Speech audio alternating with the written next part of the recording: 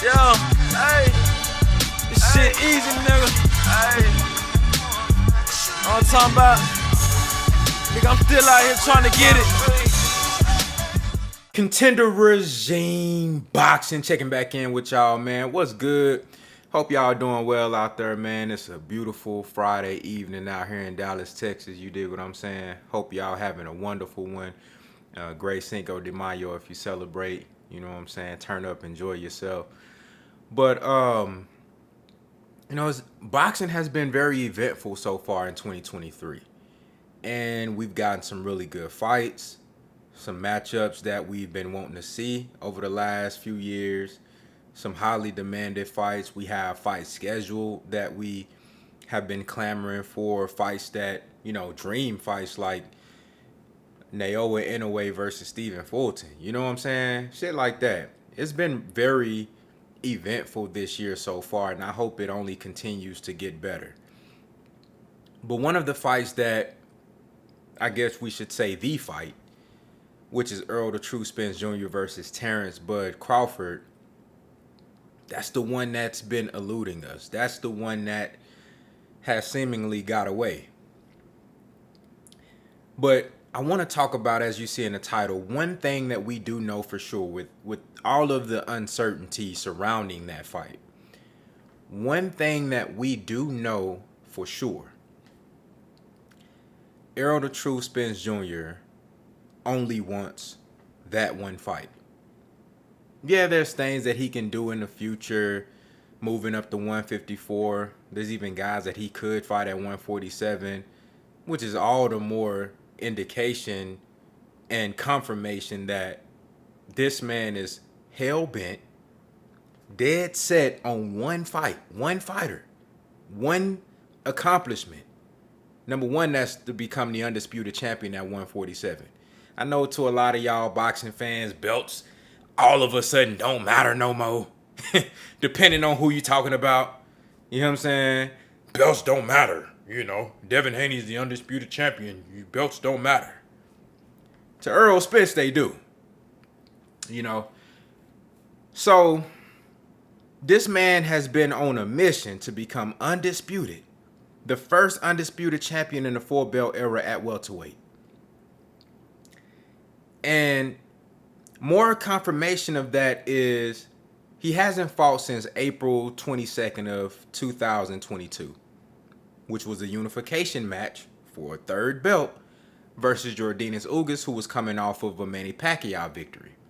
Beat him convincingly.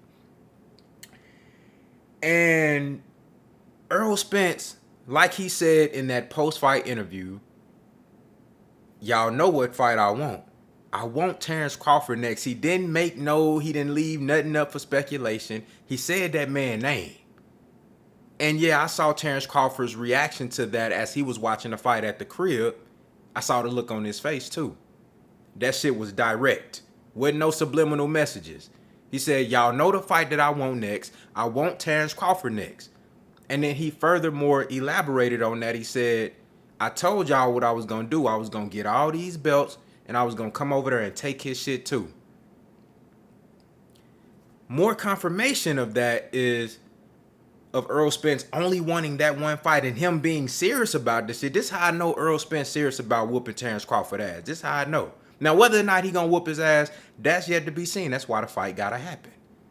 You can pick Terence Crawford, you can pick Errol Spence. Bottom line, we gotta see the fucking fight. I'm tired of sitting back and, speculating. I'm tired of sitting, debating with motherfuckers and I ain't arguing with nobody no more about the fight until they sign that bitch.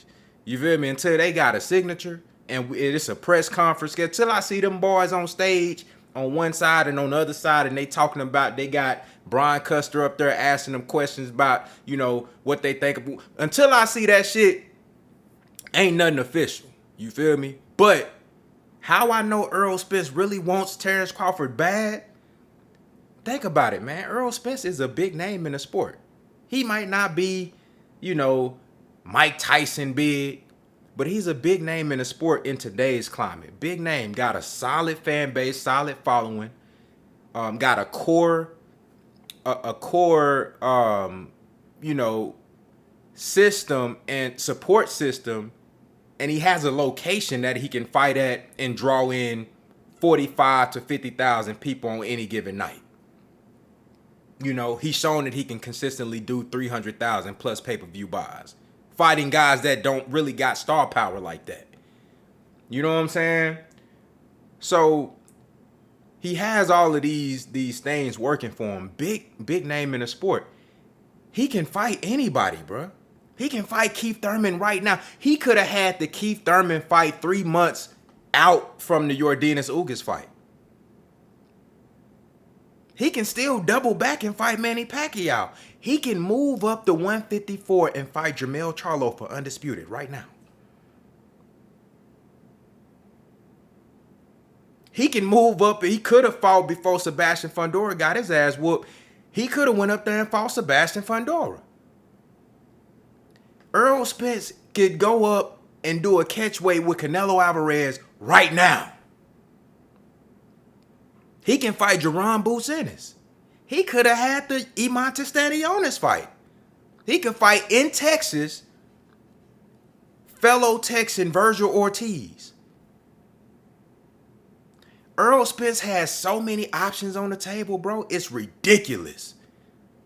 The man, you know, he got money. We know that. But I'm pretty sure he would like to make more money. All these fights that I just named are all fights that would bring in good revenue with Errol Spence's name attached to it. He hasn't fought on anything but pay-per-view since what was that, 2017? 2018? Something like that? That's what he doing at this. I think, no, it wasn't 2017. It was, I think it was 2018 or 2019 when he fought Mikey. Been on pay-per-view ever since and been doing decent numbers, and the gate's been good. He had one of the highest gates in the pandemic. He generates revenue. This man got options to fight anybody. Yet, he's holding out for one guy because he knows that he only got one fight left at 147. And he want to make that shit count. He don't want to leave out that division without that opportunity, without giving Terence Crawford every opportunity for him to make this fight. Errol Spence don't want to leave 147 until he knows absolutely for a fact that the Terence Crawford fight just cannot be made. They already offered Terence Crawford contracts in which we know this is public information. Terence Crawford declined the contract for his own reasons. Ended up going with an unknown, unproven entity, BLK Prime, and fought David Avenesian. You know, the contracts that he got from a proven powerhouse like PBC and Showtime, that wasn't enough. But he chose to go with an unknown entity, BLK Prime, and he signed with them. Cool. One fight. That's cool. Errol Spence still ain't had no fight. That man said, look, I'm going to spin the block. Errol the True Spence Jr. wants to fight Terence Crawford, but that's anything that you could take away from this whole ordeal is that we know Errol Spence wants that fight. Keep in mind, he can fight anybody, bruh, and make a bag.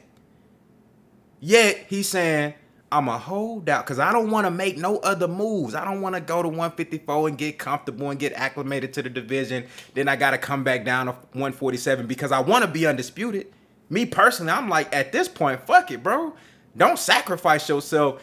The fight can happen at 54. I would love to see Errol Spence become undisputed because to me, as a hardcore boxing fan, belts still matter. Accolades, accomplishments, championships, which is what the reason motherfuckers really supposed to be doing this shit for. Yeah, it's prize fighting, but that those accomplishments is a prize too, and you want that bread too. That's a fact. You feel me? But you want the glory along with all of the glitz and the glamour. You want that glory too. You know what I'm saying? The money is cool, but you know, if you just making money in the sport and you ain't got the glory, then you Jake Paul. If you just a motherfucker out here making big fights that casual fans want to see and you getting paid good, but you ain't getting no damn glory, you ain't going for the gusto, you ain't going for legacy, you Jake Paul. And no disrespect to Jake Paul, fuck with him because he exploiting boxing for what it is. It's the wild, wild west where motherfuckers can do whatever the fuck they want And they just gonna make money. They don't give a fuck about legacy. Jake Paul exploited that shit. He showed you just how easy it is to come in a sport with no morals, no standard, no structure, and come do whatever the fuck you want and get a bag and get out this motherfucker. Errol Spence, though, he's still one of them old school guys, bro. He want to prove that he the best. He don't want to leave 147 without whooping Terence Crawford ass. That's the one thing that I do know about Errol Spence Jr. when it come to this fight. The man could have been had any fight, bro. Yet he's like, bro, I'm not even trying to move around, bro, till I know for sure we can't get Terence Crawford ass in that ring. Terence Crawford, if you watching, bro, do what you gotta do to sign, bro. Like, bro, make this fight happen, bro. Whatever you gotta do, dog. Sign that motherfucker, bro. You feel me? So we can get on with it, bro. Whoever win, that's who win, bro. At this point, I don't care. Just make the fight happen so we can get on. And, you know, at this point, shit, Earl, he fucking around and just take that one fight and retire. He fucking around, take that one fight, whoop Terence Crawford ass, and retire with a bag. Undefeated at 47, one of the greatest welterweights to ever live. Undisputed. Bruh, I wouldn't be mad at that neither. Y'all let me know what y'all think down in the comments, man. You know, how y'all feel about this saga, man. And do you agree? Like, can we come to that conclusion and that agreement that we know for a fact that Errol Spence want this fight and that this is the fight that he want? Because he could have been took any fight if it was just about money. He could have took any fight. That man want to whoop Terence Crawford ass. Y'all let me know what y'all think down in the comments, man. Contender regime boxing. I'll holler at y'all boys, man.